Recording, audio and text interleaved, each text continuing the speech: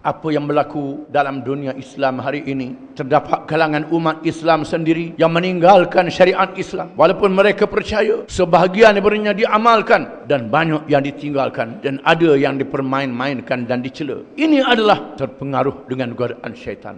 Cukuplah dengan peringatan Allah Subhanahu wa taala, dengan apa yang berlaku di hadapan mata kita, dan peringatan-peringatan yang ada di dalam Al-Quranul Karim, supaya kita menjadi pengikut yang setia kepada Nabi-Nabi dan Rasul-Rasul alaihi wassalatu wassalam.